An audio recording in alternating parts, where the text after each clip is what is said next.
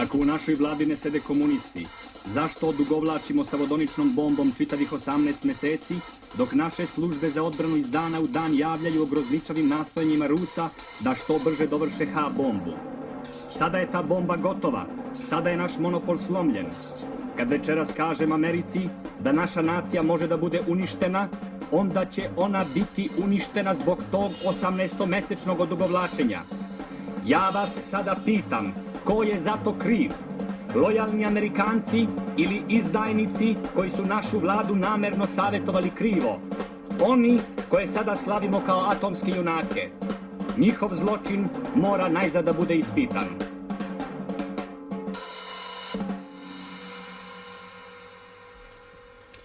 Odbor koji je Komisija za atomsku energiju Sjedinjenih država naimenovala sa zadatkom da ispita da li se doktoru Robertu Oppenheimeru može i u buduće izdati garantija bezbednosti u pogledu njegovog rada.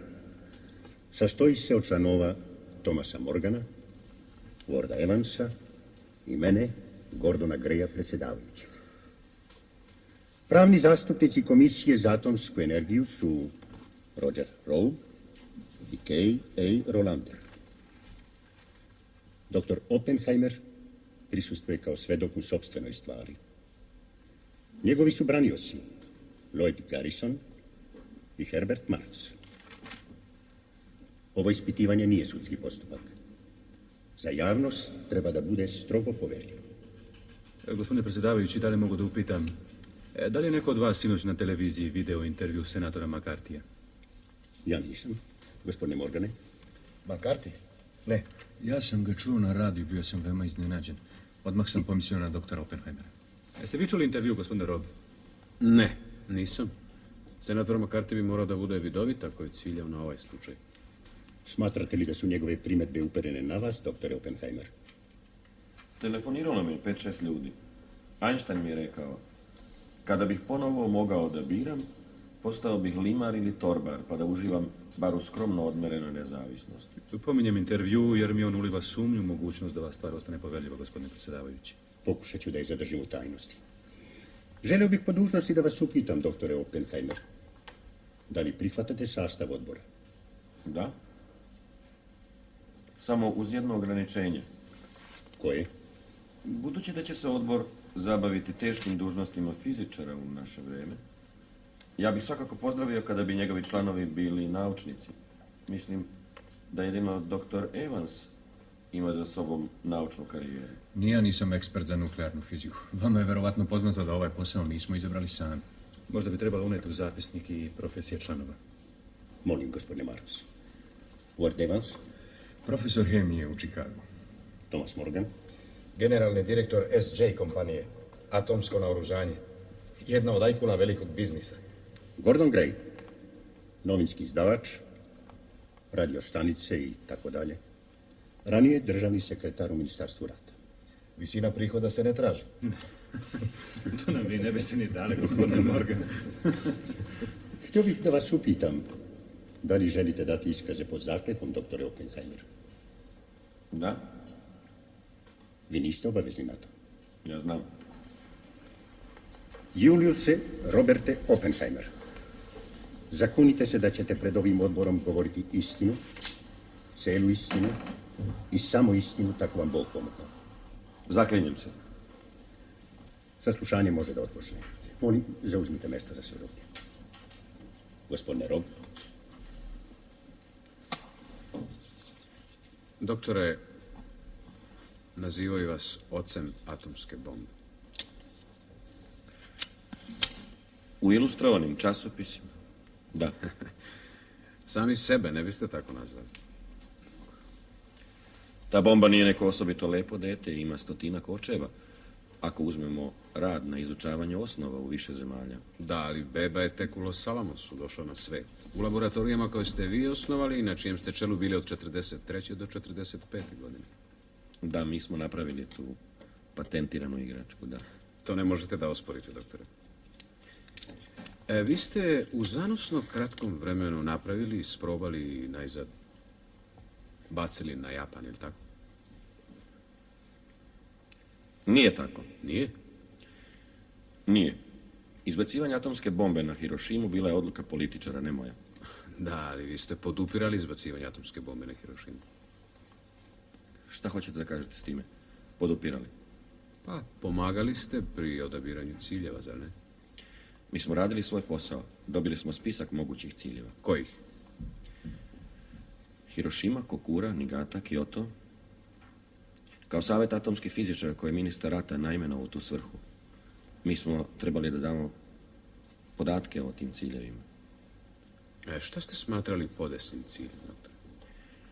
Pa prema našim proračunima područje dejstva trebalo je da bude oko 2 milje, da bude gusto naseljeno po mogućstvu drvenim kućama, zbog vazdušnog pritiska i talasa požara poslije eksplozije. Sem toga trebalo je da to budu zaista važni vojno-strateški ciljevi i da su netaknuti od ranijih bombardovanja. Doktore, ta vojnička razmatranja, to je tada bio posao fizičara, je li? Da, A šta ste vi pri tome osjećali? ne znam. Sjećam se samo da sam osjetio veliko olakšanje kada je ministar rata na naš predlog brisao sa spiska slavni grad hramova Kyoto, koji je bio jedna od najvećih i najosjetljivijih meta. Da li izbacivanju atomske bombe na Hirošimu niste se protivili, doktore? Iznosili smo argumente protiv. Ja vas pitam, da li ste se vi lično protivili? Iznosio sam argumente koji su govorili protiv.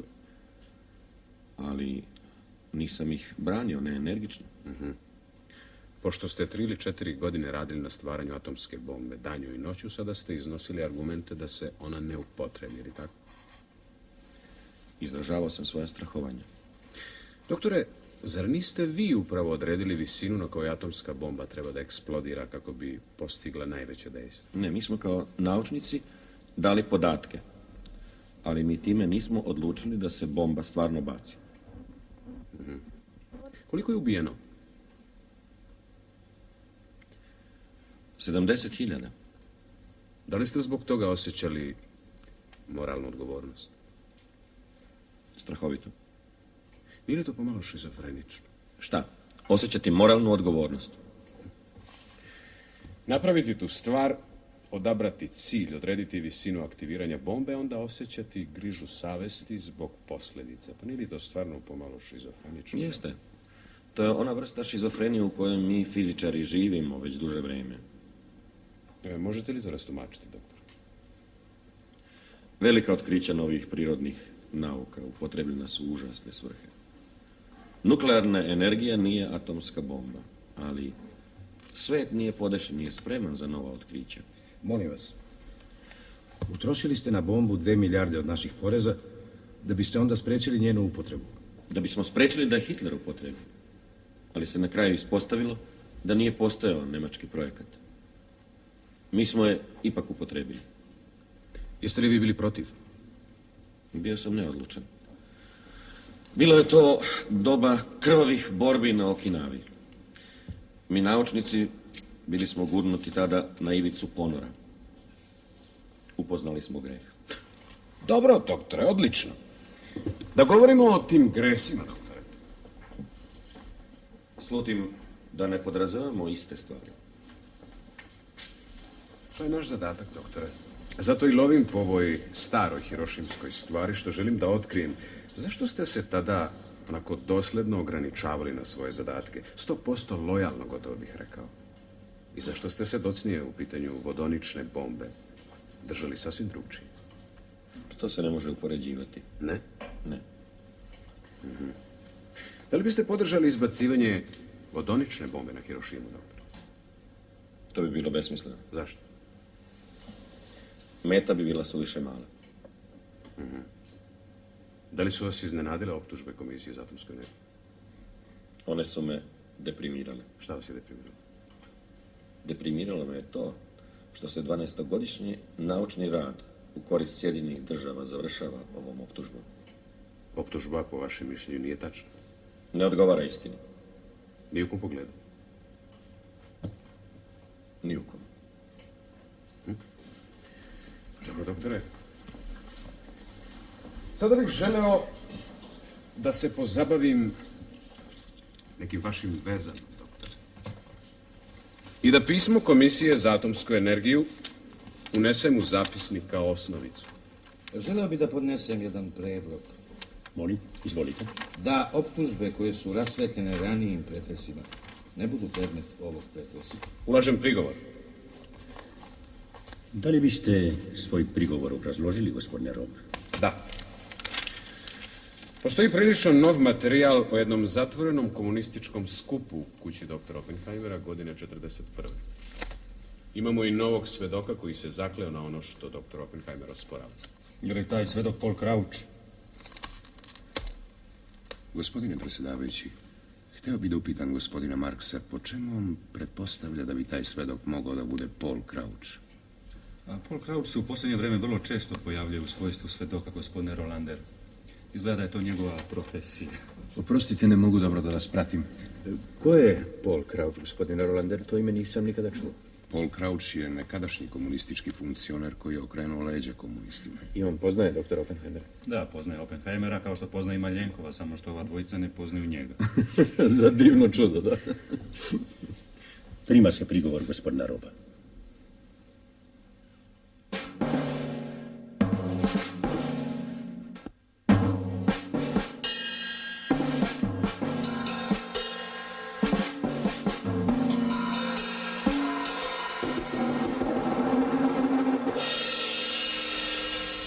Doktore, da li ste nekada bili član komunističke partije? Nisam. Vaša žena? U svom prvom braku, da, do 1936. godine. Za koga je bila udata? Za Joea Daleta. Komunist? Pa u španskom građanskom ratu, ja ga nisam poznavao. Da. Da li je vaš brat Frank bio član komunističke partije? Jeste do 41. godine. Njegova žena Jackie? Jeste. A da li je bilo jedno vreme, gospodine doktore, kada ste i vi bili veoma bliski izvesnim komunističkim idejama? Svakako, ja sam to opisao u svom odgovoru. Na strani 5. vašeg pisma upotrebili ste izraz saputnik. Šta podrazumevate pod tim?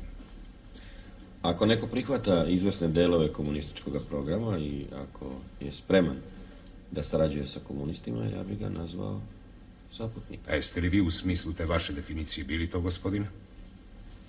Jesam, da. Kada? Od 1936. Posle 39. mnogo manje, a od 1942. gotovo više uopšte nisam bio uz njih. Ostale su neke neodređene simpatije. Kako objašnjavate to što su vaše simpatije upravo 1942. tako opale? Opale su već u vreme insceniranih procesa pod Stalinom.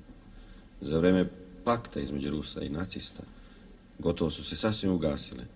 Zgadilo mi se kada sam čuo kako su Sovjeti obdarenog nemačkog fizičara Hautermana zajedno sa 100 nemačkih komunista predali Gestapovu. Zar simpatije nisu oživele kada je Rusija postala saveznik? Svima nam je tada laknulo, naravno. Ali kada vam je, gospodine, 42. godine poveren Los Alamos, vaše simpatije su opet bile ugašene.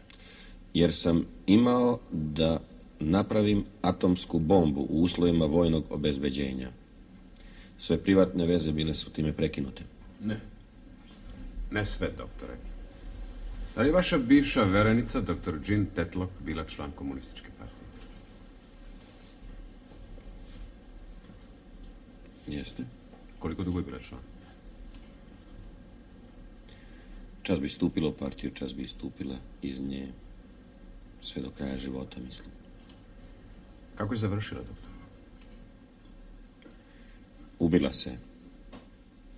Mislim da su činovnici FBI dali tačan izveštaj kada sam se gde, koliko dugo i u kom hotelu našao sa njom, a da nisam obavestio službu bezbednosti. Da, tačno je, doktore. Proveli ste noć s njom. Ali što se to, molim vas tiče?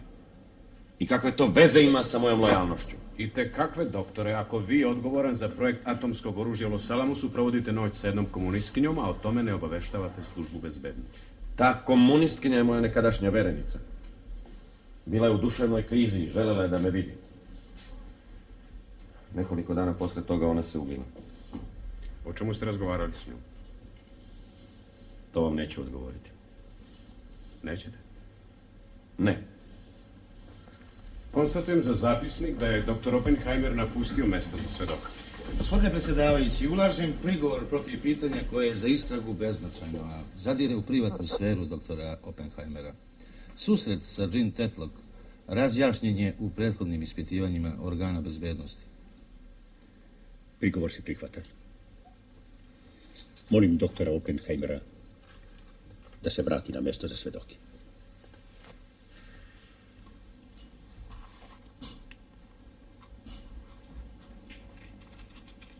Izvinite, doktore. Pitanje nije postavljeno sa nečasnim namerom.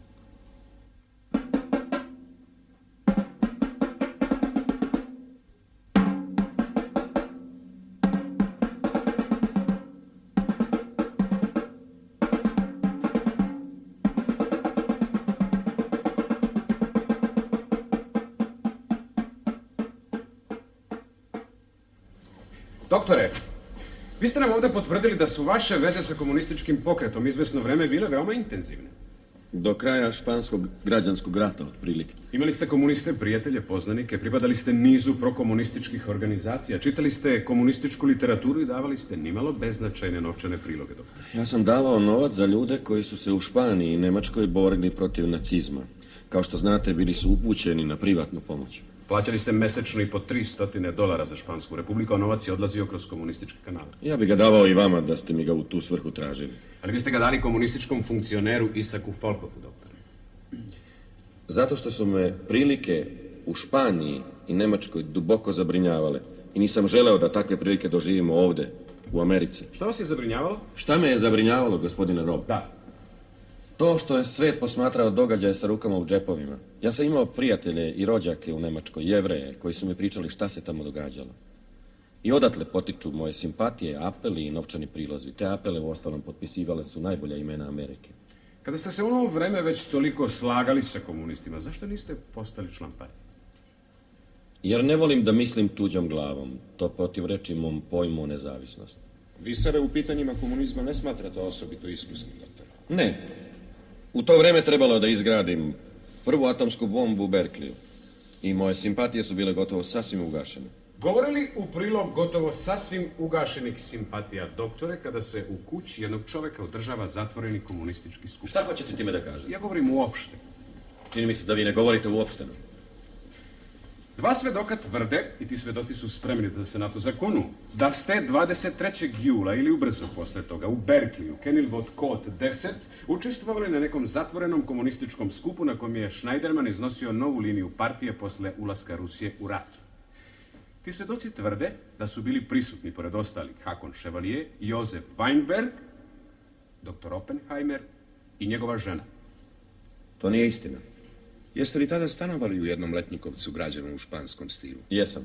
Da li je u vašem kolu postojao veliki svećnik od plavog venecijanskog stakla? Jeste. Da li je kraj kamina stajao crveni konjica vrteške? Jeste. Ovo su detalji koji su ostali u sećanju svedoka. Zar je moguće da ste vi taj skup zaboravili? Gospodine predsjedavajući, da li mogu da zapitam gospodina Roba, ko su ta dva svedoka što se sećaju svećnjaka, konjića i hoće zakletvom da potvrde takav skup? Svedoci su Paul Crouch i njegova žena. Ona je isti Crouch o kome je ovdje već bilo govora, je li? Da, gospodine Evans. Da, onda predlažem da se svedoci ovdje pojave kako bi zakletvom potvrdili svoj iskaz. Molim. To nije mogućno, nažalost. Zašto nije? Mi smo želeli da te svedoke imamo ovdje, gospodine predsjedavajući, ali FBI ih nije pustio. Žao mi je, gospodine Marks. A zašto ste željeli da te svedoke imate ovdje? Rado bih dokazao da su svedočenja lažna. Hoćete da kažete, gospodine, da FBI operiše lažnim svedočenjima? Ne, to nisam rekao. Hoću da kažem da su svedočenja lažna. Nadam se da ćete nam to i dokazati, gospodine Marks. Kad je skup u Berkeliju održan? 23. jula ili ubrzo posle toga? Da, i šta to znači? Ne pre 23. jula i ne posle 30. jula. Podnosim dokaz da dr. Oppenheimer i njegova žena u vremenu od 20. jula do 10. avgusta nisu bili u Berkeliju, nego u New Mexiku. Pominjao sam vas, gospodine Rob, da se čuvate Paula Croucha. On ne zaslužuje novac koji mu se plaća za svedočenje.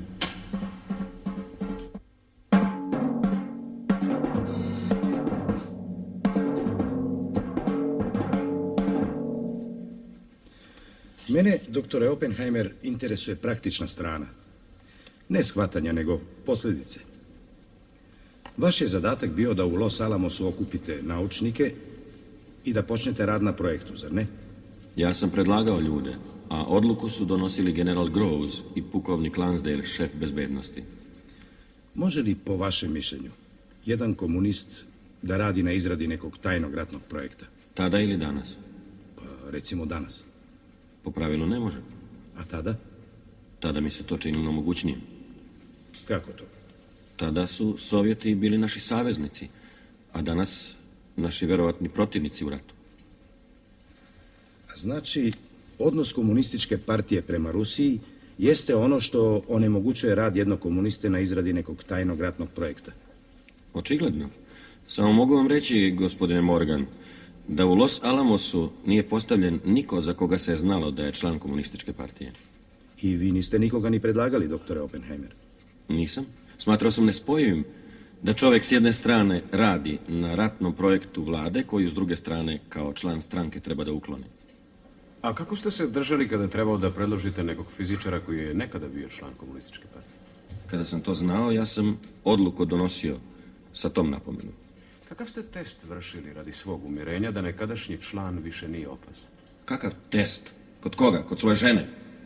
Uzmimo vašeg brata koji je fizičar kao i vi. Opišite nam test, molim vas. Kod brata čovjek ne primjenjuje testove. A po čemu ste znali da vaš brat više nije opasan? Svoga brata nikad nisam smatrao opasnim. Opasnost da je neki član komunističke partije spreman da vrši špijunažu za mene ne znači da je svaki član spreman da vrši špijunažu. Da, shvatam. Vaš brat izuzima pravilo koje ste vi sami maločas postavili. To ne, ali hoću da kažem da svaki komunista ne mora biti rizik za bezbednost. Evo, Joliot Curie suprotan je primjer. On je komunist, ali u isto vrijeme i odgovoran za francuski projekt atomskog naoružanja. Atomski naučnici, američki špijuni, Klaus Fuchs, Nen May i Pontecorvo su drugi primjeri, doktore. Da. Doktore, oprostite, jeste li vi poznavali Klausa Fuchsa? Kakav je čovjek bio taj Fuchs? Miran, prilično introvertan. Da. Njegove pobude nisam nikad uspio da razumijem, jesu to bile normalne pobude. Je li on možda od Rusa dobio novac? Pa, moglo bi se reći da je unekoliko imao veoma smele etičke pobude. Verujete li vi da Rusi za svoju atomsku bombu imaju bitno da zahvale obaveštenjima dobijenim od Meja, Fuchsa ili drugih? Bitno ne, koliko su meni poznate otkrića naše obaveštajne službe, Rusi su išli sasvim drugim putem. Dopuštate li da nastavim, gospodine predsjedavajući? Molim? Da li ste obavestili službu bezbednosti da je vaš brat bio član komunističke partije? Nisam. A zašto niste? Ne odobravam da čovjek zbog svog sadašnjeg ili prošlog shvatanja bude uništen. Govorimo o radu na tajnim ratnim projektima i o neugodnim merama koje moramo preduzeti radi zaštite naše slobode, doktore. Znam, ima ljudi koji su spremni da štite slobodu sve dok od nje ništa ne preostane.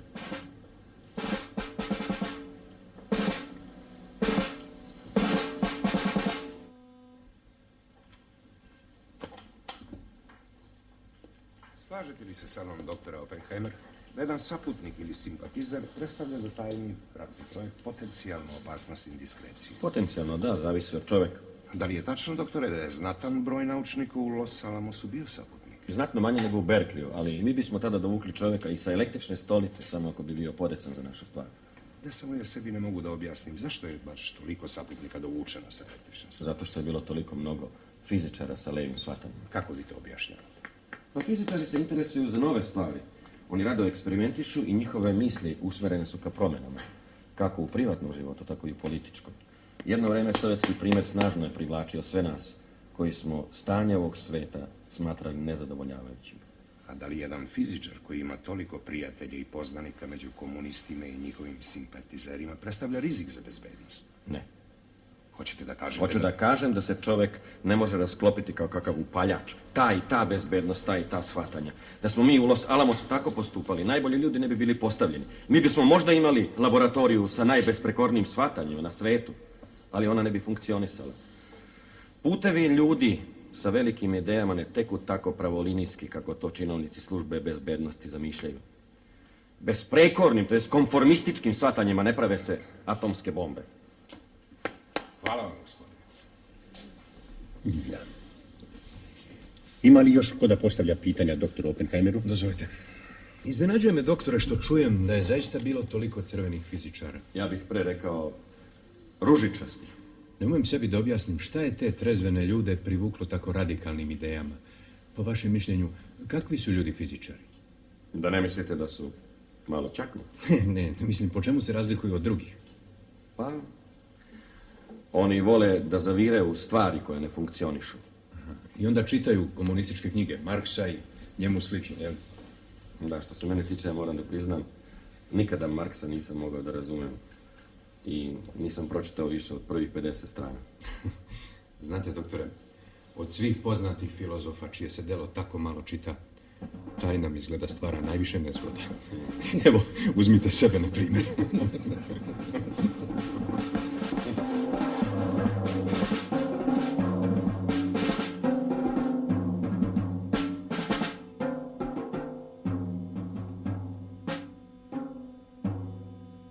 Vidim iz dokumenata da vam je danas rođendan, doktore. Smijem li za trenutak da ostavim po strani formalnosti našeg postupka da bih vam čestitao? Nemate mnogo razloga za to. Doktore, da li ste već pregledali poštu koja vam je stigla za rođendan? Jesam? Delimično. Da li vam je pisao Hakon Chevalier? Jeste. Šta vam piše?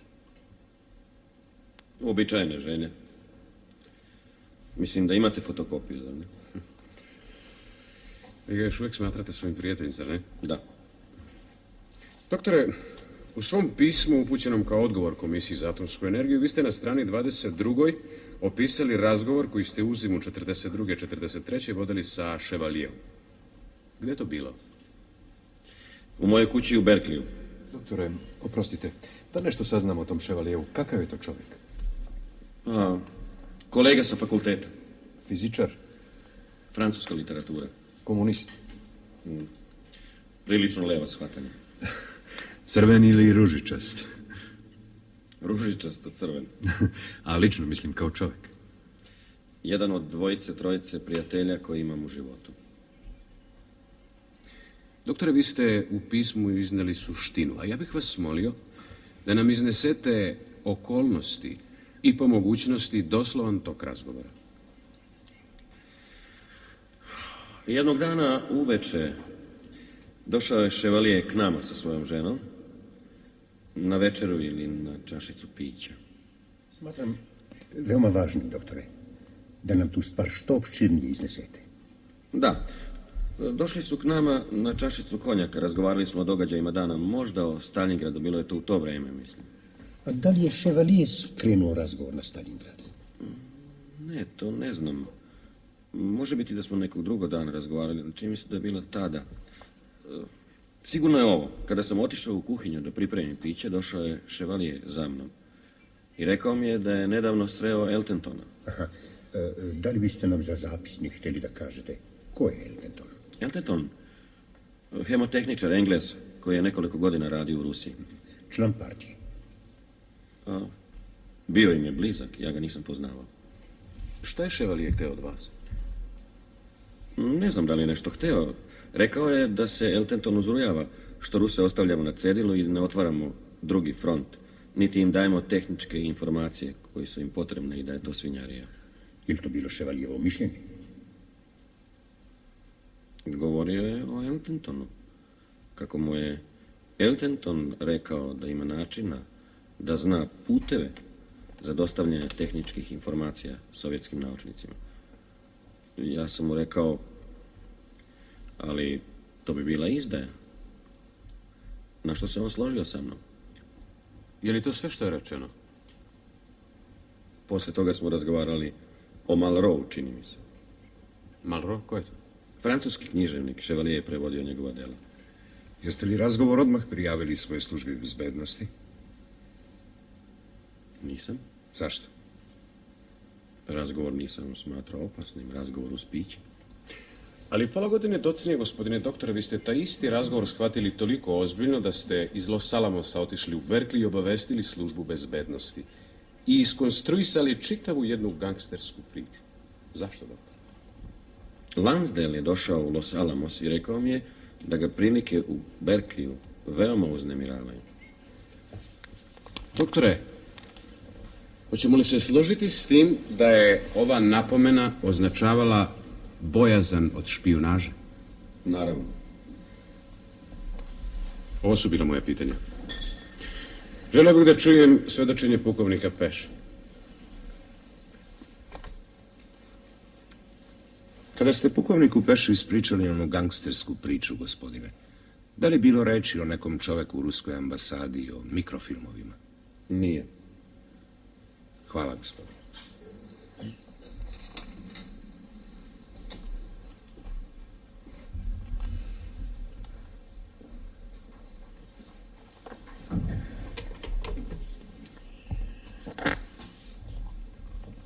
Tu su svedoci pukovnik Peš i gospodin Lansdale.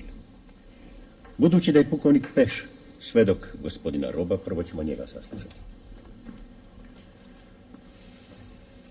Borise Peš, zakunite se da ćete pred ovim odborom govoriti istinu, celu istinu i samo istinu, tako vam Bog pomogao. Zaklinjem se.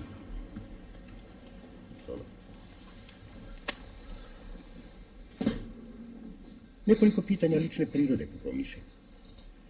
Šta je vaša uža struka?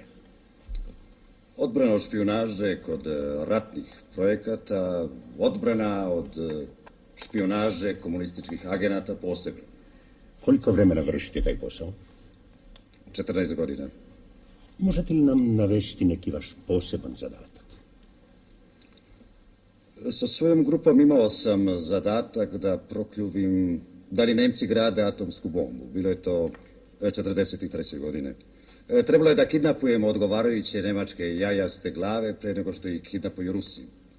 Mislim da smo taj posao sasvim dobro obavili. Jeste li obučavani specijalno za opštenje sa naučnicima? Jesam. Čini mi se da imam neki prirodni dar za opštenje s njima.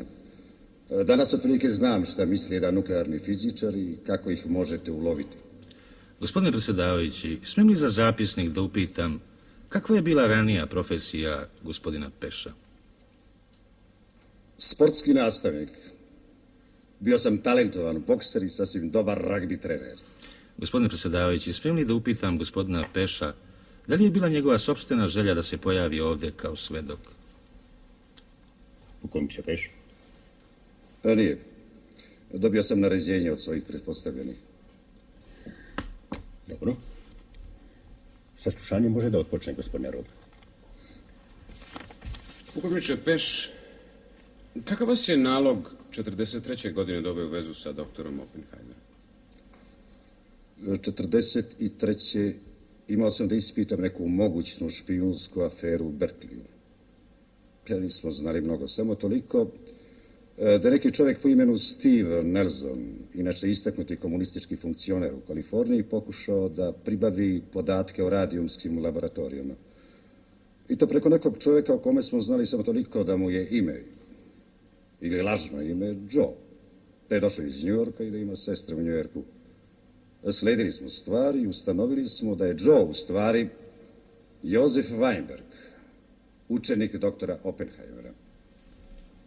Kome god smo stali na žulj, on se uvek obraćao na doktora Oppenheimera. Šta ste iz toga zaključili?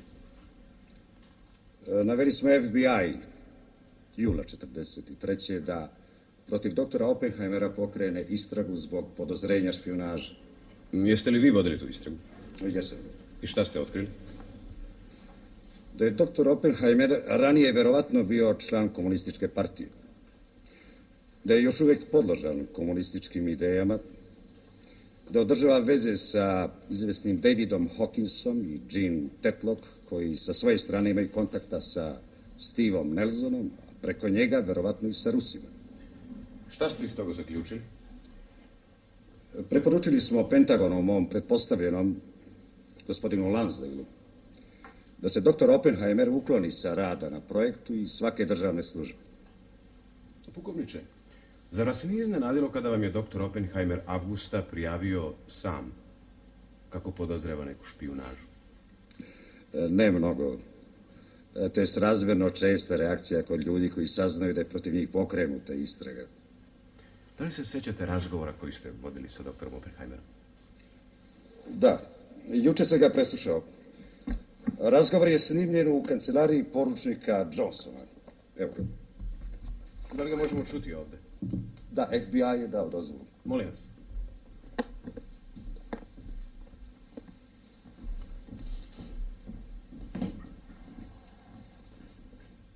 Veoma sam zadovoljan, doktore Oppenheimer, što mi se najzad pružila prilika da vas upoznam i da sa vama porazgovaram. I meni isto, pukovniče.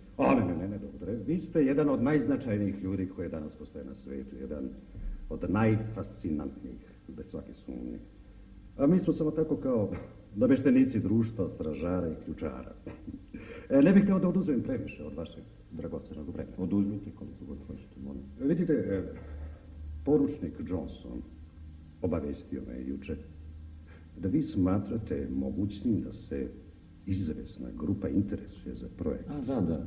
Pa ste nas ljubazno izvestili. Da. Preizvesnog vremena, a ja to znam iz prve ruke, ali verujem da je istina. Neki čovjek iz ruskog konzulata, čije ime nikad nije pomenuto, pokušavao je preko posrednika da se približi ljudima koji rade na projektu kako bi im nagovestio da može bez ikakve opasnosti preneti informacije. Informacije za Ruse? Da. Pravi problem? Da. Naveo bih vam jedno ime koje se nekoliko puta javlja i možda je baš ono posrednik. Zove se Eltenton. Da. Je li Eltenton direktno kontaktirao? Nije. Preko trećeg lica? Da. Da li biste nam rekli imena? Ne bih želeo da uplićem ljude koji nisu upleteni. Jasno je da mi u te ljude ne sumnjamo, doktore, kao što ne sumnjamo recimo ni u vas. Ali nam je potreban posrednik da bismo nekako provalili mrežu. Ne bih hteo da vam odam njegovo ime. Ja bih za njega i ruku stavio u vatru. Ali kad Eltenton dođe i kaže da ima veze sa nekim čovjekom u ruskoj ambasadi.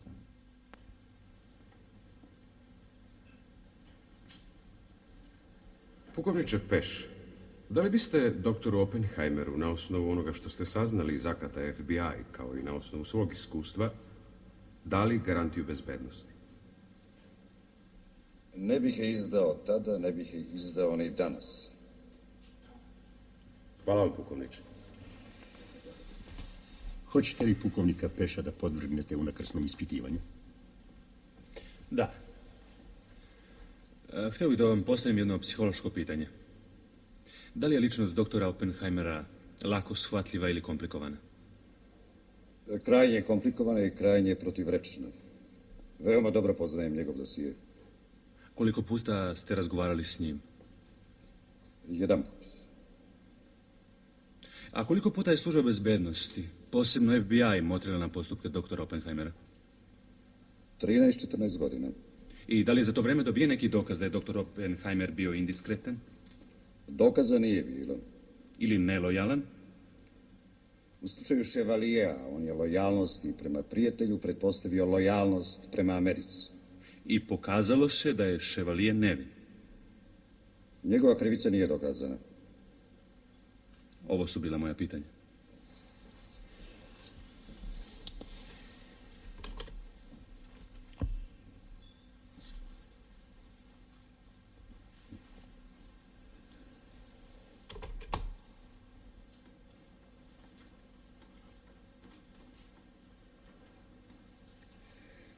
Gospodin Lansdale je došao. Želite li da date iskaz pod zakletvom, gospodine Lansdale? Kako god želite.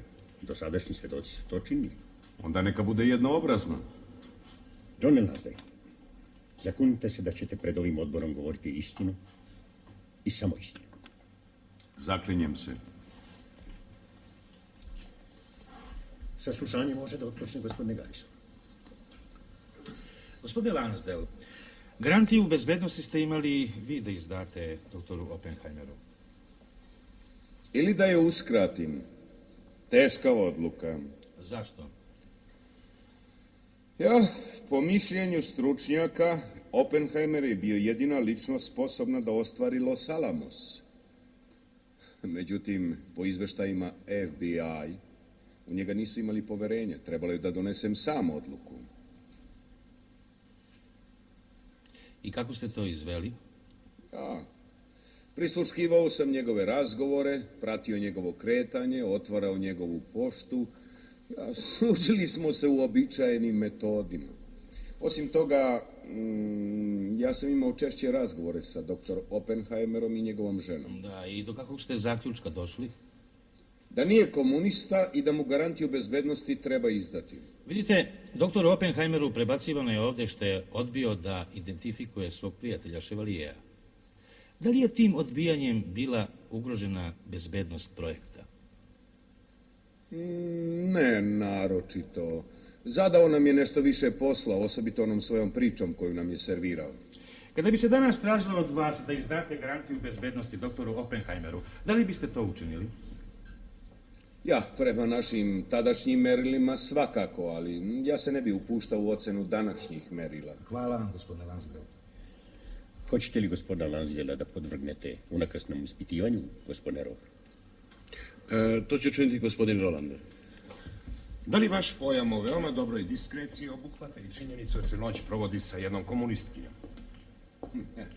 Gospodine Rolander, ako se ikada u svom životu zaljubite u jednu devojku sa komunističkim shvatanjima i ona vas zamoli za sastanak, obzirom da je nesrećna, ja pretpostavljam da ćete vi otići na taj sastanak, a da ćete magnetofonsku traku ostaviti kod kuće.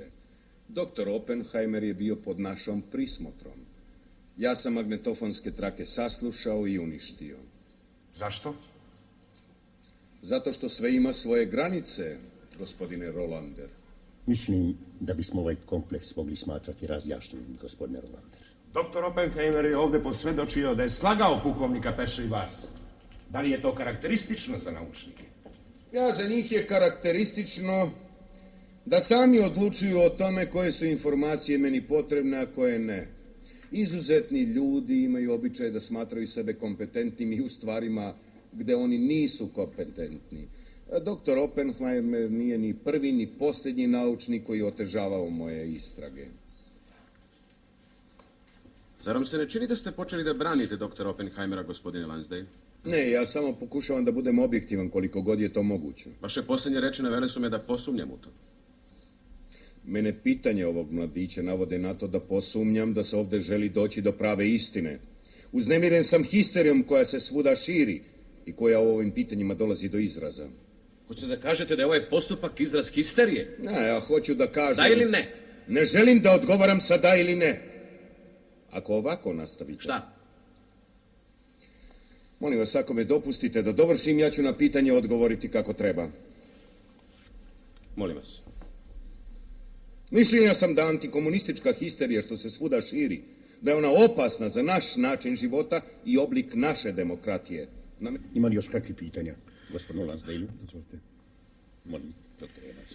Gospodine, postoji li 100% bezbednost za neki ratni projekat? Ne, ne postoji. A zbog čega? Ja, ako bi htjeli da postignemo 100% bezbednost, onda bi morali da ukinemo sve one slobode za koje se borimo. Ja mislim, gospodo, da se tim putem ne može ići. Ja. Hvala, to je sve. Hvala lepo, gospodine Lansdale.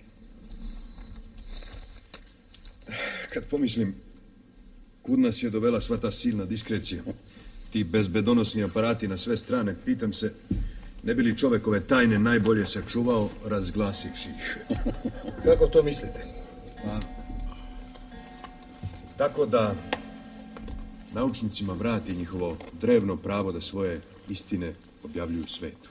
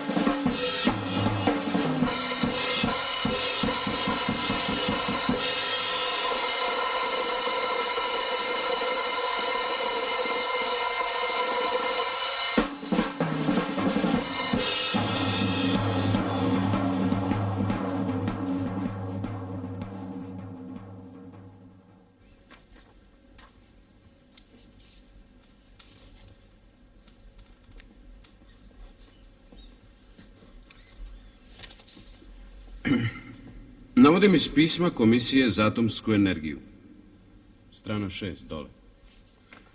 Izneseno je dalje da ste se u jesen 49. i u sljedećem razdoblju odlučno suprotstavljali usavršavanju vodonične bombe. I to, prvo, iz etičkih razloga, drugo, tvrdeći da se ona ne može izraditi, treće, tvrdeći da nema dovoljnih tehničkih postrojenja ni dovoljno naučnog osoblja za taj razvoj i četvrto, jer politički nije poželjna. Da li su ove konstatacije tačne, doktore? Delimično ukoliko se tiču jedne izuzetne situacije. Šta je u jesen 49. godine bilo izuzetno? Rusi su ispalili svoju prvu atomsku bombu i mi smo na to reagovali nacionalnim šokom. Mi smo izgubili monopol atomske bombe i naša prva reakcija je bila kako da dobijemo monopol vodonične bombe. Pa zar to nije bila sasvim prirodna reakcija, doktor? Prirodna da, ali ne i razumna. Da li smo mi u tehničkom pogledu bili u daleko boljem položaju? Možda, može biti. Samo u Rusiji postoje samo 2 mete koje su podesne za vodoničnu bombu, Moskva i Leningrad, dok ih je kod nas više od 50. Ja sam smatrao mudrijim da se postigne međunarodna saglasnost odustajanja od ovakvog stravičnog oružja. Kako? Deklaracija odustajanja bez kontrole. Čini mi se, doktore, da ste vi bili naučni savjetnik naše vlade kada je 1946. godine gospodin Gromiko u Ženevi izjavio da se ne može saglasiti sa kontrolom bilo koje vrste. A mi smo tad imali monopol atomske bombe. Da, ja sam tada bio duboko potišten. A zašto bi Rusi 1949. bili predusretljiviji? Vi ste, majka, prvu superbombu isprobali oktobra 52. godine, doktore. Proba je bila veoma uspjela, zar ne? Da, ostrvo Elugelab u Pacifiku potonulo je za 10 minuta. Ali 9 mjeseci kasnije ispalili su Rusi svoju prvu superbombu koja je nadmašila našu. Nadmašila? Ukoliko, doktor Oppenheimer? Rusi su ispalili takozvanu suvu bombu, bitno lakšu, jer nisu bili potrebni rashladni uređaj. Da. Je li to strateški bilo toliko bitno? Pa, može biti. Sigurno, naši prvi modeli bili su tako teški da smo ih jedva volovskim kolima dovozili na cilj.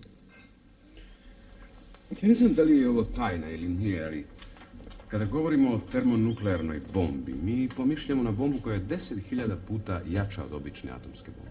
Da, veoma jaka u svakom slučaju. 10.000 puta nije preterivanje. Ne, ja mislim da nema ni prirodnih granica za njenu snagu. Smrtonosni pojas jednog osrednjeg modela prema našim proračunima iznosi 580 km. To su obuzele moralne skrupule u pogledu usavršavanja vodonične bombe. Da preskočimo reč moralne. Posle Hirošime? Da. Doktore, jeste li radili na vodoničnoj bombi? Nisam praktično. Od koga je potekla ta genijalna ideja? Od Tellera. A da li je istina, doktore, da ste odbili Tellerovu molbu da pređete u Los Alamos, rekavši mu kako u pitanju vodonične bombe želite da zauzmete neutralan stav? Možda. Zar ne mislite da bi to učinilo snažan utisak na mnoge naučnike? Da ste super program uzeli u svoje ruke? Može biti, ali ja sam smatrao da to ne treba da činim.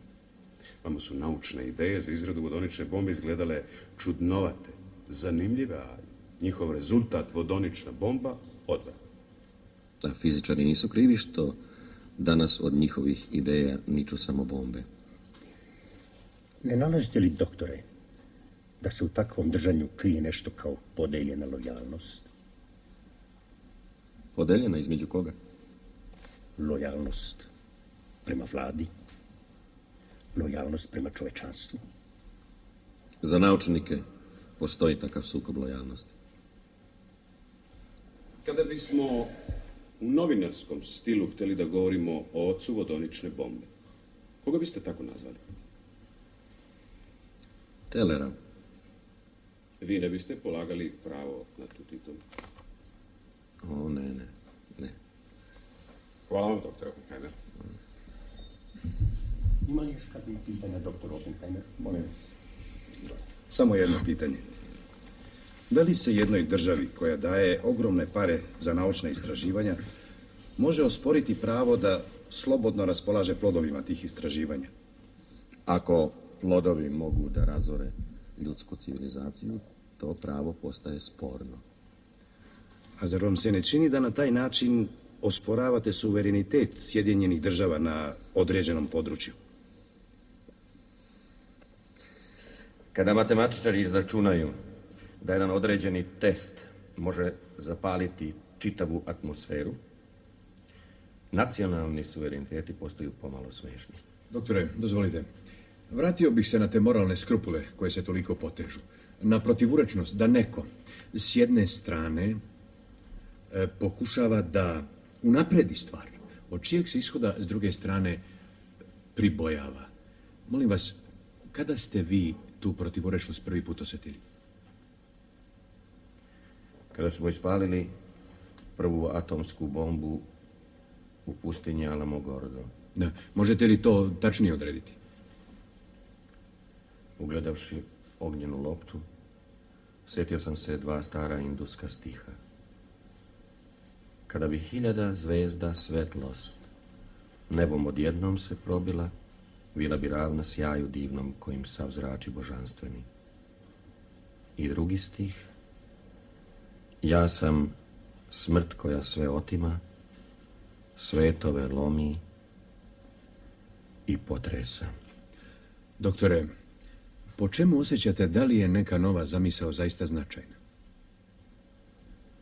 Po tome što me obuzima osjećanje duboke strave. Ako nema daljih pitanja, želio bih da zahvalim doktoru Oppenheimeru na strpljenju.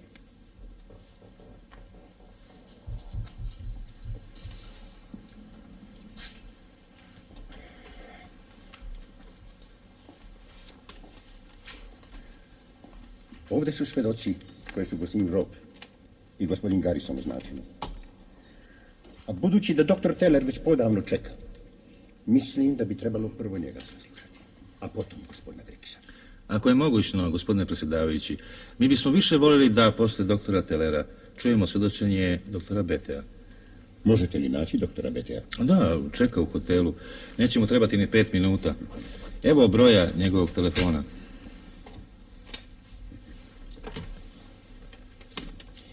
Ako je doktor Teller spreman, molim da zauzme mjesto za svedoke.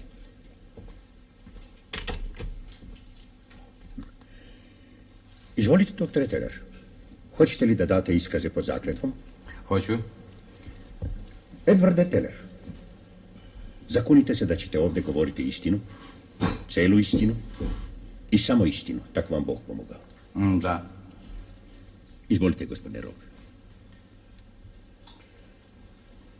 Doktore Teller, vi ste već u Los Alamosu radili na problemima termonuklearnog razvoja, zar ne?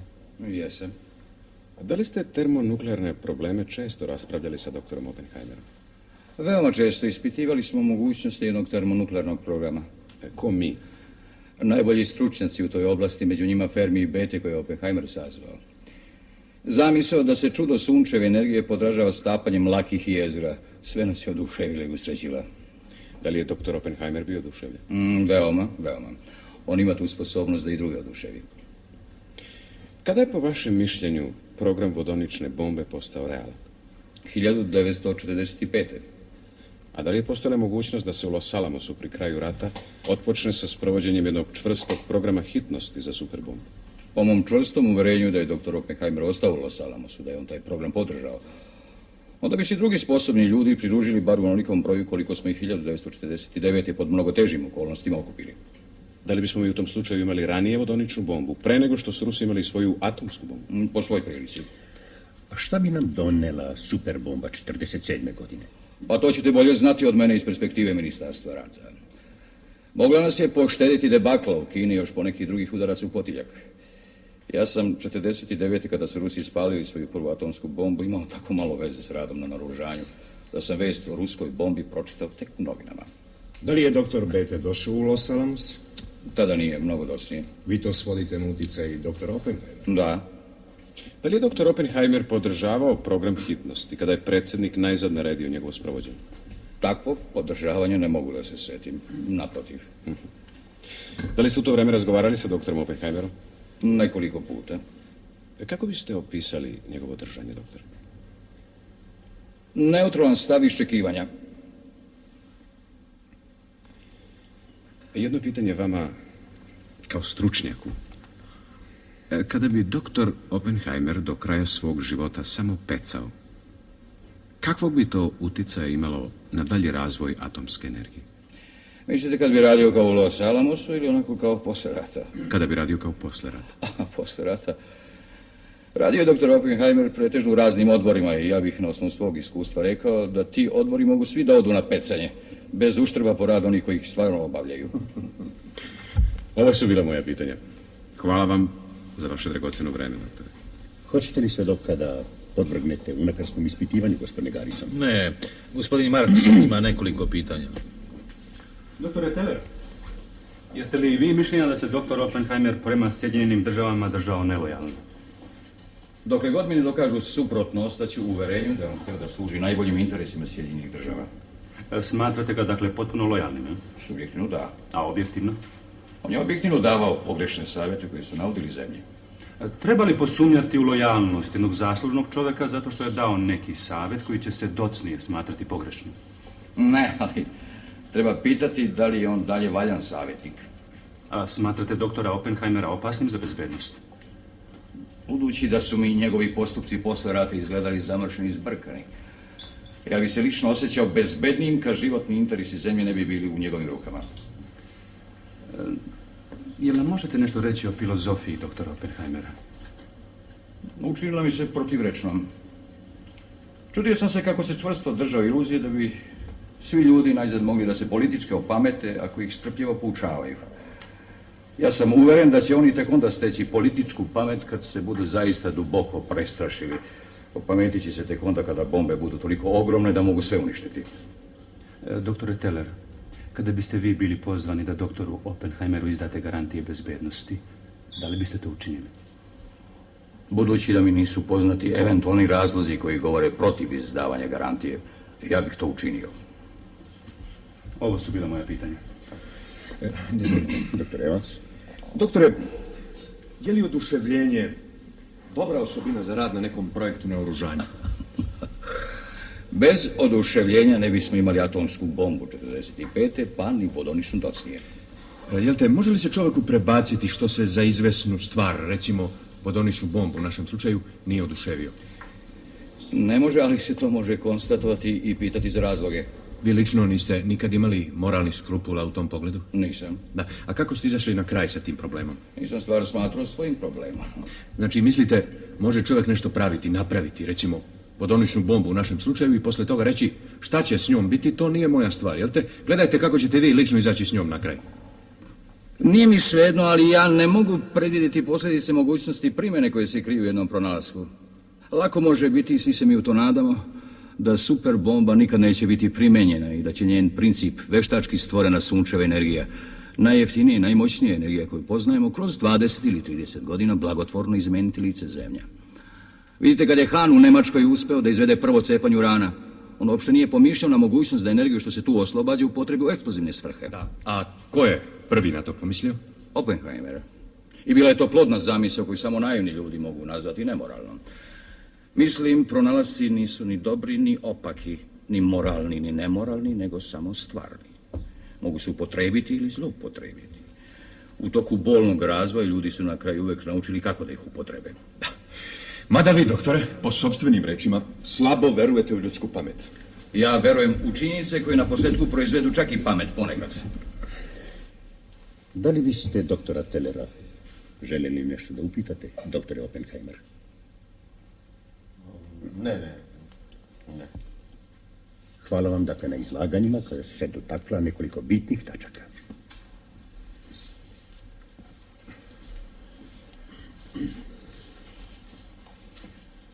Ako bih smeo zamoliti da mi pružite priliku za jedno objašnjenje opšte prirode. Veoma rade. Izvolite. Čini mi se potrebnim da nešto izložim u vezi sa našom problematikom. Sva velika otkrića imala su isprva pustošne posljedice na vladajuće stanje u svijetu i za predstavu koja je o tom svijetu postojala u našim glavama. Međutim, svijet je bivao prisiljen da pođe napred. A to je bilo moguće samo stoga što pronalazači nisu strahovali od posljedica svog otkrića, makoliko su bile strašne te posljedice za sve one koji su htjeli da zaustave svijet. Ako rad nastavimo bez obzira na posljedice, mi ćemo prisiliti ljude da se snađu s tim novim energijama i učine kraj ovom stanju u kome je polovina čovječanstva slobodna, dok druga robuje. Sam Bog zna ne bi li se to postiglo baš atomskim ratom, koji bi kao svaki rat bio užasan, i koji ne bi morao bezuslovno da nanese i veće žrtve od prošlih ratova. Ako ustuknemo prestrašenje od privremenog aspekta naših otkrića, od njihove razorne sile, mi ćemo zastati na pola puta i utonuti u teškoće koje su naši pronalasci uneli u svijet. Znam da me mnogi smatraju nepokolebljivim pobornikom rata, ja to čitam u novinama. Ali se nadam da će doći vreme kada ću meni vidjeti pobornika mira, pošto preveliki užas našeg razornog oružja bude konačno diskvalifikovao rat kao klasično sredstvo za postizanje političkih ciljeva. Da. Ako svet, doktore, uopšte preživi taj vaš eksperiment. Je li to bilo vaše objašnjenje? Da, jeste. Dobro. Hvala lijepo. Žao mi je. Posle svega ovoga što se zbilo, ja ne vidim razloga za to. Srećno.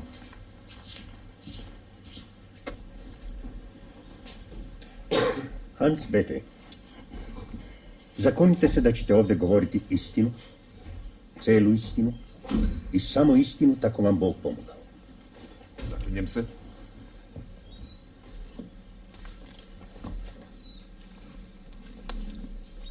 Izvolite, gospodine Garrison.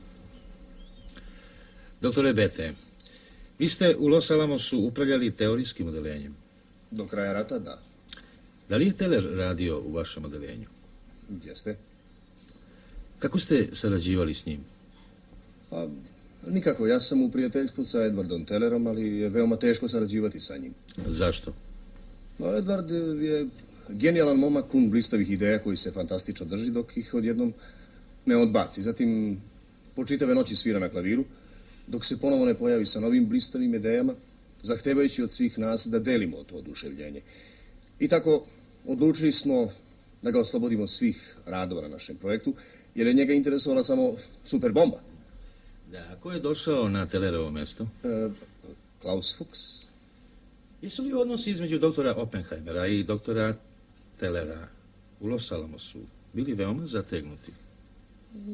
Ne, oni se nisu marili. Teller se često žalio kako se na njegove radove ne obraća dovoljna pažnja i kako se Oppenheimer ne uduševljava njima u dovoljnoj meri. A kako ste sarađivali sa doktor Oppenheimerom? Sjajno. To je bio jedini čovjek koji Los Alamos mogao da dovede do punog uspeha. Jeste li vi imali moralnih skrupula što radite na vodoničnoj bombi? Da, jesam. Veoma jakih i još ih imam. A verujete li da je usred držanja doktora Oppenheimera izrada super bombe bila možda odgođena za niz godina? Ne. Njenu izradu omogućila je tek jedna genijalna ideja doktora Tellera. Da, ali vidite, doktor Teller misli da biste možda vi ili Fermi ili neko drugi također došli na tu ideju, samo da je program bio ranije započet. A ja ne znam, verujem da se teorija relativiteta ili pronalasci toga ranga ne rađaju svakoga dana. Vi ste nam kazali da ste sa doktor Oppenheimerom u dobrom prijateljstvu. Da, jesam. Kada bi se doktor Oppenheimer našao u nekom sukobu lojalnosti između vas i Sjedinjenih država, za koga bi se on, po vašem mišljenju, odlučio? Za Sjedinjene Američke Države. Nadam se da do toga neće nikad doći. Hvala vam lepo, doktore Bethe. Koliko je vremena Klaus Fuchs radio u vašem odelenju, doktor Bethe? 1,5 godine. Je li dobro radio? Veoma dobro. Jeste li opazili da se u stvarima bezbednosti ikad ponao nekorektno? Nisam. Jeste li ga vi smatrali ikada opasnim za bezbednost? Nisam. Ali ipak dokazano da je Rusima dostavio tajno obaveštenje. Da. A smijem li vas upitati šta hoćete time da kažete? Ne, gospodine, jer sve dok ste vi, a ne ja. Kada je doktor Teller došao k vama u Itaku nudeći vam rukovođenje programom, Da li je bilo reči o visini vaših prinadležnosti? Da, on mi je učinio jednu ponudu, ja sam tražio više. Koliko ste tražili? $5.000. I to je Teller prihvatio? Da. Hoće li čovjek za jednu dužnost tražiti više novaca, kada je neodlučan da li će uopšte na nju stupiti? Ja hoću. Dobre ideje su skupe. Ja volim da jedem. Ima li još kakvih pitanja? Dozvolite. Doktore, želio bih nešto da vas pitam kao stručnjaka. Doktor Teller je ovdje izjavio kako atomski rat, čak i neograničen, ne mora bezuslovno da donese više stradanja nego prošli, klasični ratovi. Molim vas, kako je vaše mišljenje? Da takvu besmislicu ne mogu li da saslušam. Izvinite, molim. Molim. Hvala vam što ste došli, doktore Bete. To mi je bila dužnost. Smem li da zamolim doktora Oppenheimera da mi telefonira u hotel čim bude gotov? Da. Hoćemo li se dugo zadržati ovdje, gospodine predsjedniče? Pa prešli smo već dobar deo programa. Možemo saslušanje da ostavimo za sutra, gospodine Rob.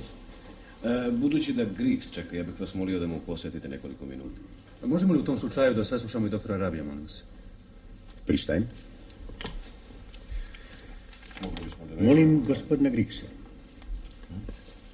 Slažete se? Da, vrlo dobro.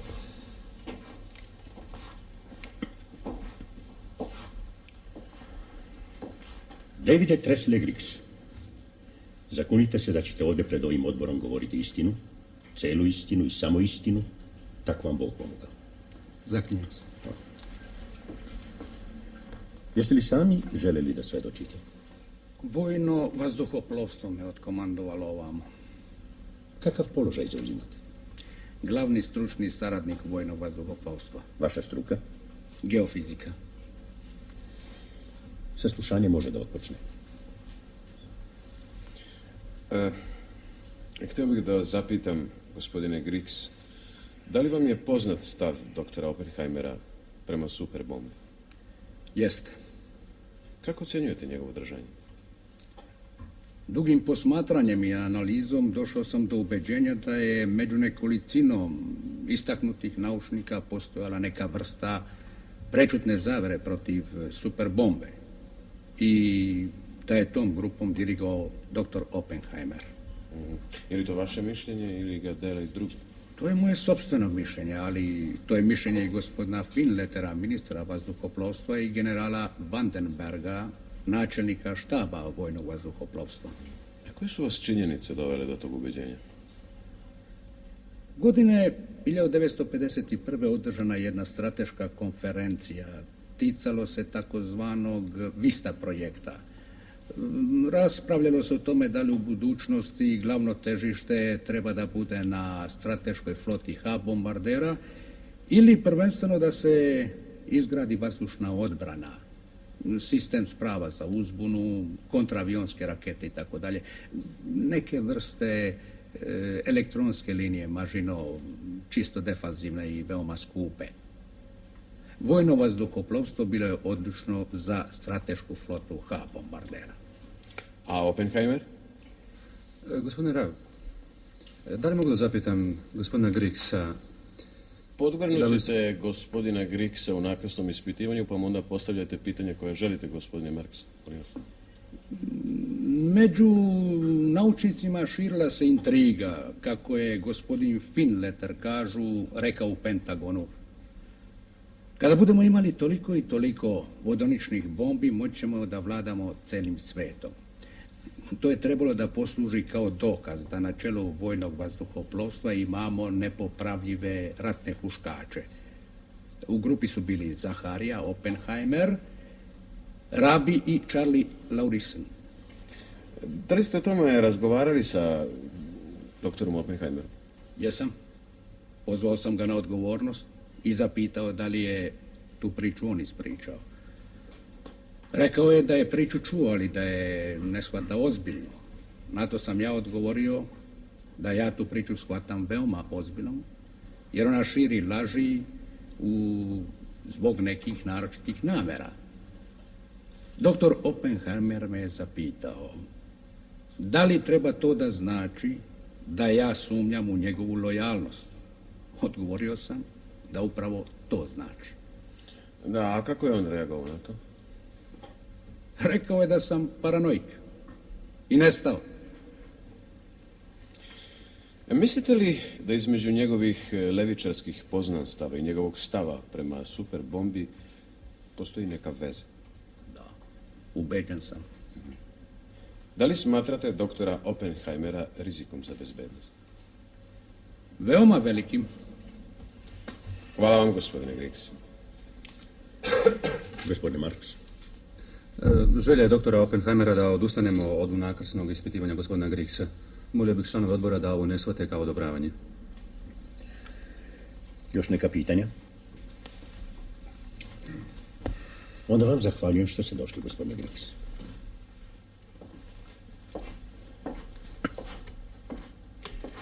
Sad još doktora Rabija. Upravo dolazi. Vi se svakako žurite u svojim kućama. Moje puno ime i prezime glasi Isador Isak Rabi. Oppenheimer je oprezniji za svojim imenom. Isador Isak Rabi. Zakunite se da ćete ovdje pred ovim odborom govoriti istinu, celu istinu i samo istinu, tako vam Bog pomogao. Tako mi Bog pomogao. Ja se svake nedelje po 3 puta zaklinjam. Izvolite, gospodine Marks. Doktore Rabi, šta sada radite? Ja predajem fiziku na Kolumbija univerzitetu. Zatim sam u gomili raznih savjeta, komiteta, odbora, ispitivanja, usavršavanja, laboratorija, sve to oduzima đavolski mnogo vremena. 120 radnih dana godišnje. Pitajte me zapravo kad ja predajem fiziku. Neću vas dugo zadržavati, doktor. Ne, za doktora Oppenheimera imam vremena. Mogao bih sasvim lepo da budem na njegovom mjestu. Bio sam odlučniji nego on protiv programa hitnosti. Zašto je doktor Oppenheimer bio protiv programa hitnosti? Što je taj program obično sranje.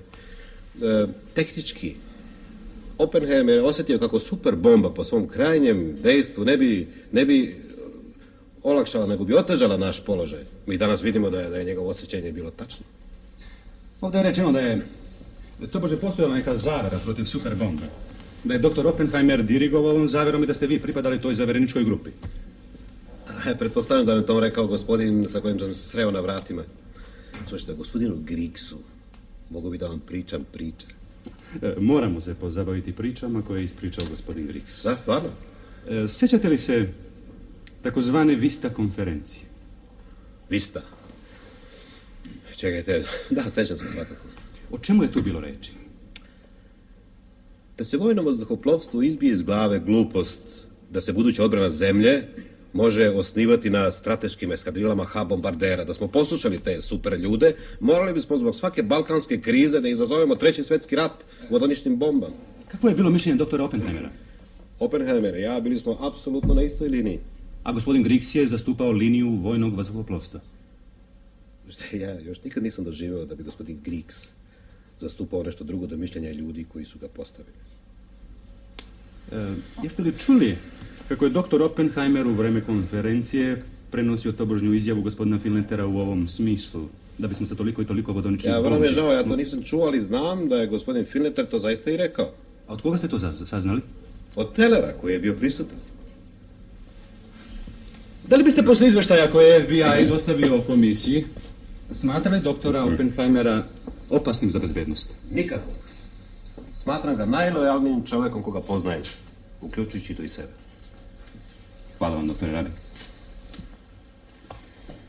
Gospodine Rob. U kom ste obliku upoznali izveštaj o doktoru Oppenheimeru? Dali su mi jedan izvadak od 40-ak stranica iz jednog mnogo debljeg dosjea, koji mi je također bio stavljen na uvid. Međutim, mogu vam reći da mi se već od tih 40-ak stranica sasvim smočilo. Što vam se smučilo? Ono je intrigantsko, ono petparačko. Gospodine Rob, jedan od izvora informacije bio je 9-godišnji dečak. Zar vas nije iznenadilo kada ste pročitali kako je doktor Oppenheimer, koga ste ovdje nazvali najlojalnijim čovjekom koga poznajete, svesno slagao organe bezbednosti pri jednom veoma važnom podozrenju špijunaže? To vas nije iznenadilo? Tada me to iznenadilo. Smatrao sam njegovo ponašanje budalasto. Međutim, mogu vam reći da me danas to ponašanje manje iznenađuje i da ga ja sve bolje shvatam. Da li biste vi slagali organe bezbednosti, gospodine? Pa, Bog zna to. Ja bih volio da vas čujem. Ne verujem da bih slagao. A ostajete pri svojoj ocjeni da je to najlojalniji čovek koga poznajete. Ostajem. Oppenheimer je posle one beznačajne epizode sa Chevalier napravio atomsku bombu. Čitavu kolekciju raznih atomskih bombi. Zar je ovo saslušavanje kraj toga puta? Ja, moram vam reći da je sve ovo, znate, da veoma loše predstava. Hvala vam, doktore Rabi. Je li tačno, gospodine, da ste uplatili prilog u neki fond za odbranu doktora Oppenheimera? Da. Je li tačno da ste skupu Nacionalne akademije nauka podneli predlog rezolucije u korist doktora Oppenheimera? Tačno je. Pošto je ministar odbrane smatrao da treba Oppenheimera da osumnjiči pred štampom, ja sam smatrao da naučnici treba da upozore javnost na opasnost ovog postupka. Hvala vam, gospodine. Zajednica naučnika mora da bude duboko zabrinuta što pred ovim tribunalom stoji čovek koji je određena shvatanja određeno zastupao. Ako on zbog toga treba da bude kažnjen, jer mi se lišavamo prava da se dalje nazivamo slobodnom zemljom. I svaki od nas može već sutra da se nađe u istom položaju kao doktor Oppenheimer. Vi naravno znate, doktore Rabi, da ovaj postupak nije sudski postupak i da prema tome mi ne izričemo presudu. A, znam, ali ono što vi budete izrekli imaće veći značaj nego osuda nekog suda. Hvala vam, doktore Rabi, što ste došli.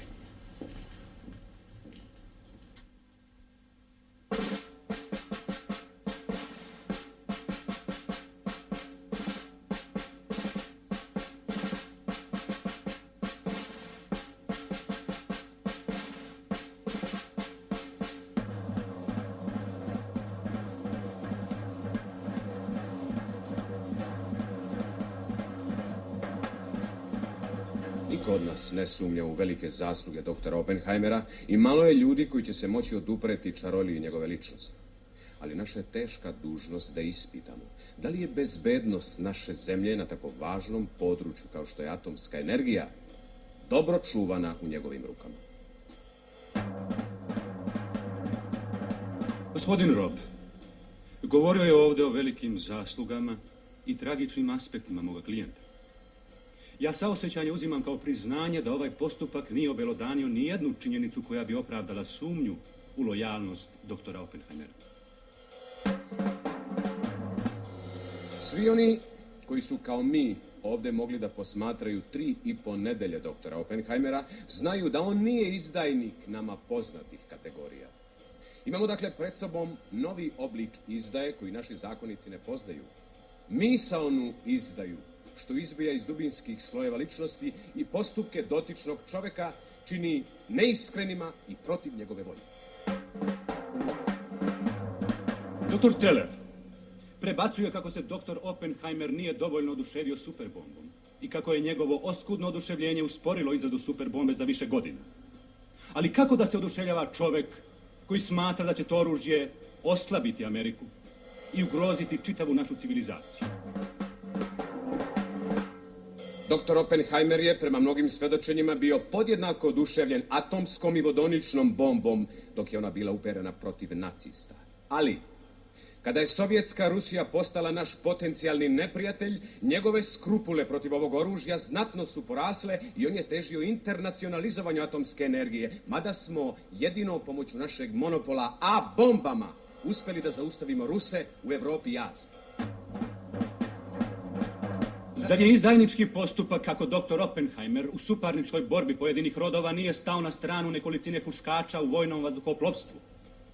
Doktor Oppenheimer bio je savjetodavac američke vlade, a ne vojnog vazduhoplovstva. U istoriji ove zemlje dospeli smo do jedne tačke gdje nam se nameće saznanje da naša sloboda ima svoju cenu. I upravo ta činjenica nam ne dopušta da nekom čoveku, pa makar on bio i najzaslužniji, odobrimo rabat na tu cenu.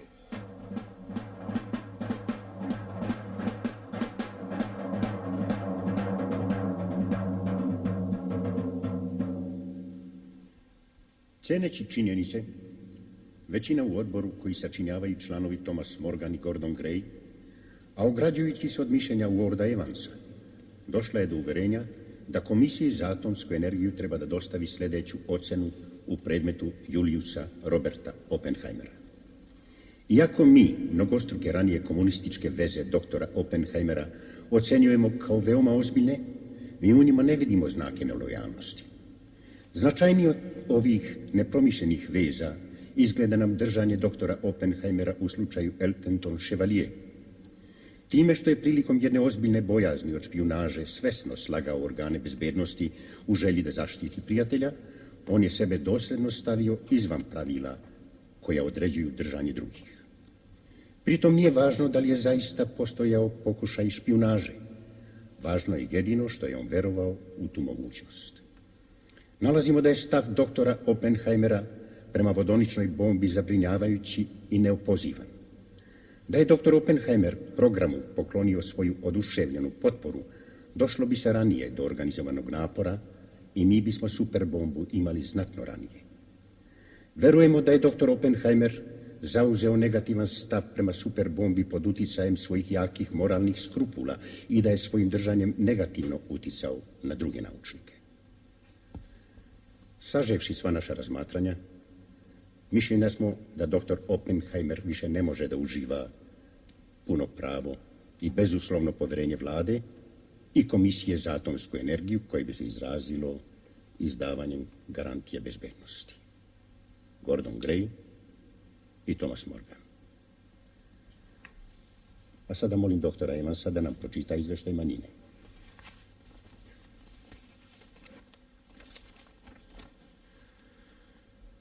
Prema podnesenim činjenicama, smatram doktora Oppenheimera potpuno lojalnim.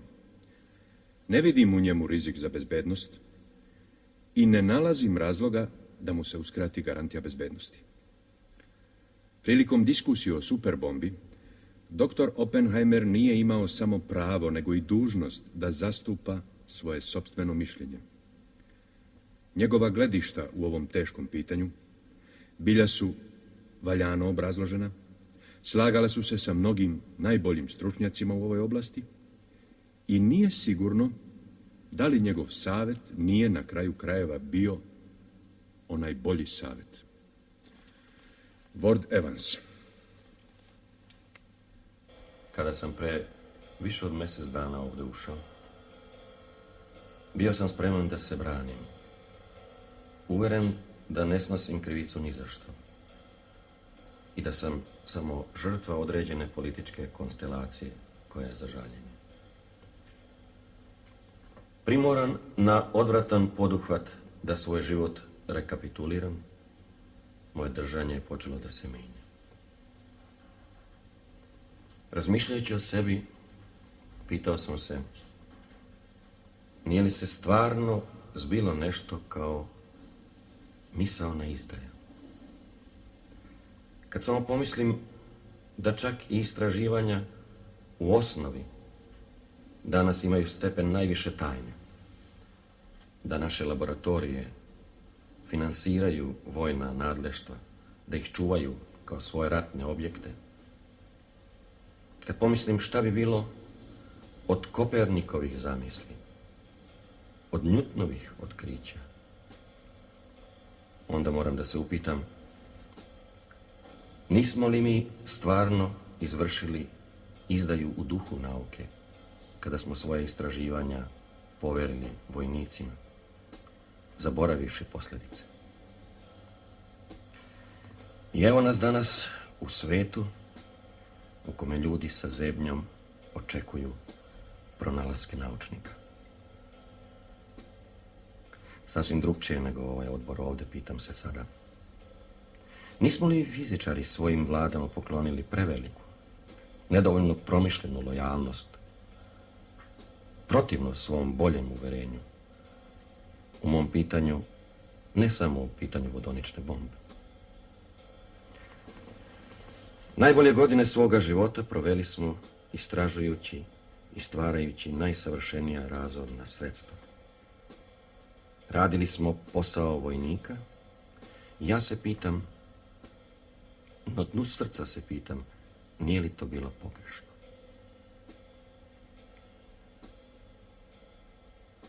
Ali obavili smo posao, đavolji posao, i vreme je da se vratimo svojim pravim zadacima. Naučnici, kao i umetnici, žive na ivici misterije. U svom životu, u svom radu treba biti koristan sebi, svome bližnjemu, čitavom čovečanstvu. Mi ćemo izgraditi puteve koji će nas povezati sa spoljnim svetom. Mi ćemo izgraditi gradove umetnosti i nauke. Mi ćemo izgraditi mnogostruke, različite i dragocene veze koje će nas povezati sa čitavim čovečanstvom. Mnogi će napori biti potrebni da se to učini. Biće potrebno da se naši duhovi razviju, da se razvije naš smisao za lepotu, naša sposobnost za otvaranje i stvaranje novih, dalekih, neispitanih prostora. Te puteve napora, te puteve slučaja treba očuvati u ovom svetu koji je otvoren svim vetrovima. U tome ja vidim prvi uslov za dostojanstvo čoveka.